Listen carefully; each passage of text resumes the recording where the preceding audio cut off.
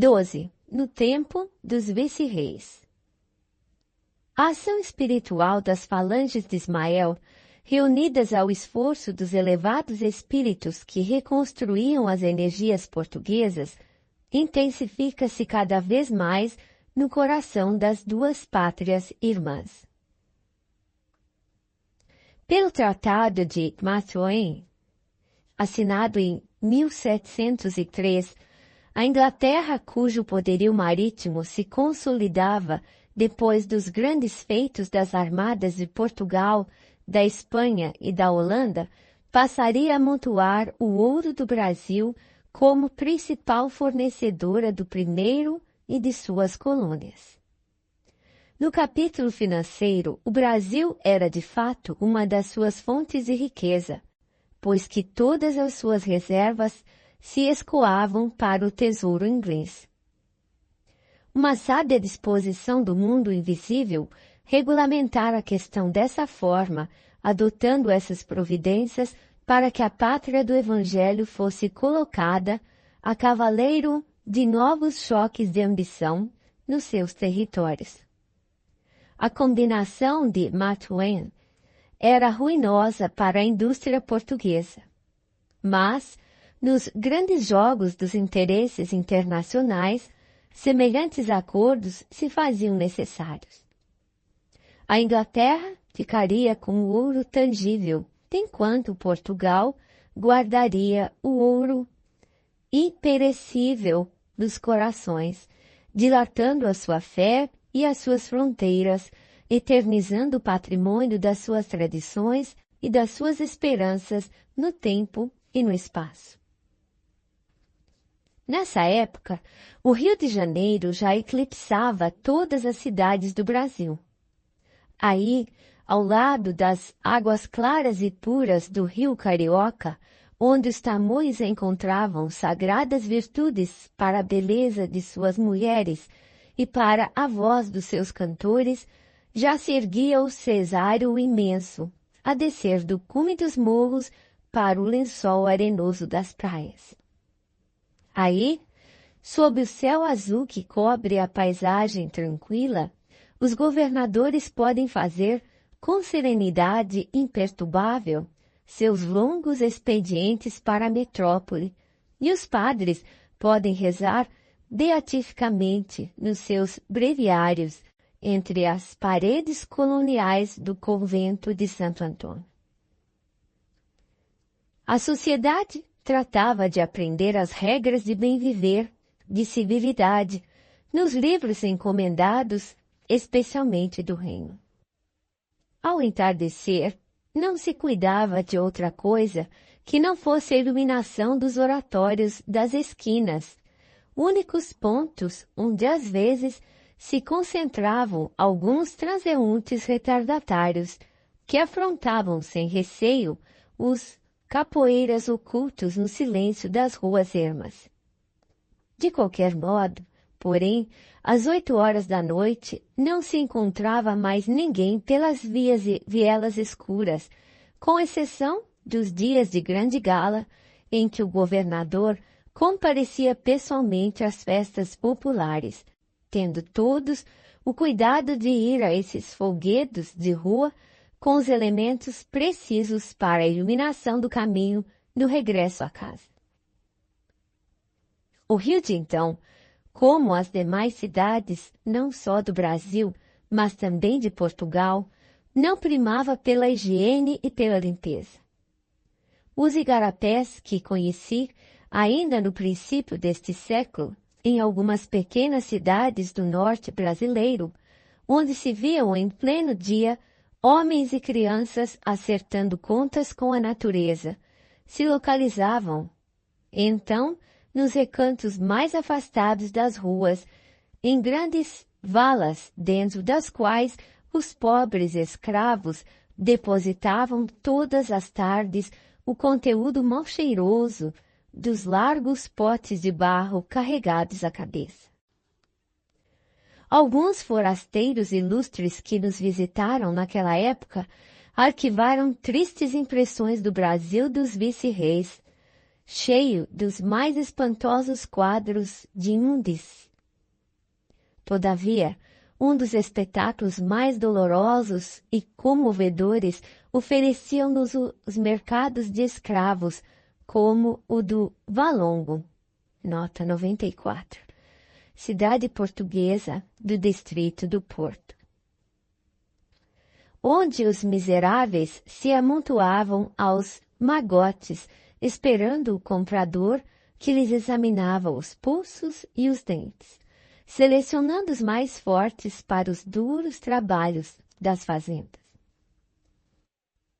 Ali encontravam-se representantes dos negros de Guiné, de Cabinda e de Benguela, que eram separados dos pais e das mães, dos irmãos e dos filhos, nos sucessivos martirológios da raça negra, na qual os próprios padres de Portugal não viam irmãos em humanidade, mas os amaldiçoados descendentes de Cã. Nota 95. Personagem bíblico, segundo o filho de Noé, amaldiçoado na sua descendência, os canitas, pela reverência em relação ao pai. Até há pouco tempo, podia-se ver na Luanda a cadeira de pedra do bispo, de onde um prelado português abençoava os navios negreiros, prontos para se fazerem ao mar largo, com a pesada carga de desgraçados cativos.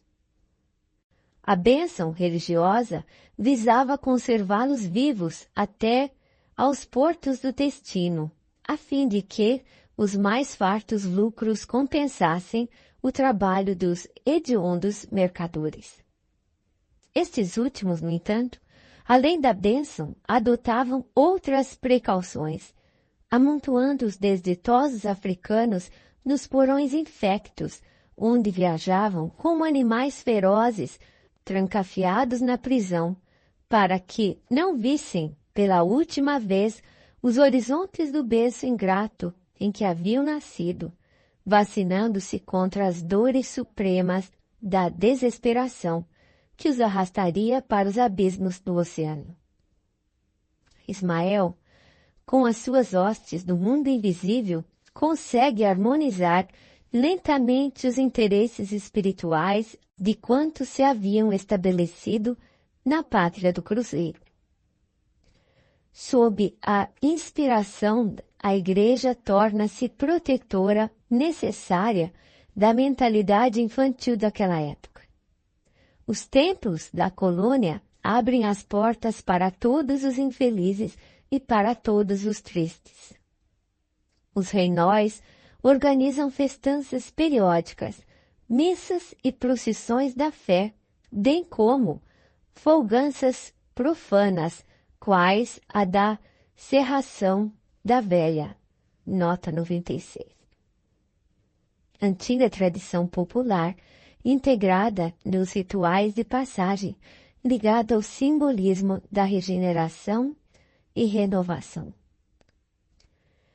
Sob as vistas condescendentes da Igreja, os mensageiros do espaço se fazem sentir mais fortemente junto dos senhores, amenizando a situação amargurada dos míseros cativos. Sob as suas influências indiretas, organizam-se correntes de filantropia do mais elevado alcance. Costumes fraternos surgem espontaneamente no seio da população de todas as cidades brasileiras. O hábito de apadrinhar os negros faltosos ou fugitivos nunca é desrespeitado pelo Senhor. Reconhece-se o direito de propriedade aos escravos e o costume de ceder um dia ou dois aos trabalhos dos cativos é confirmado por lei em 1700. Alastra-se o precioso movimento das alforrias na pia batismal, onde, com um óbolo insignificante, são declarados livres os filhos dos escravos.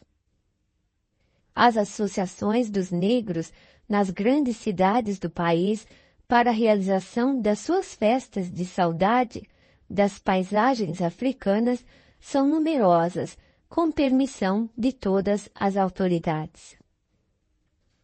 Os festejos originais do Rei do Congo se levam a efeito com brilho, às expensas dos senhores.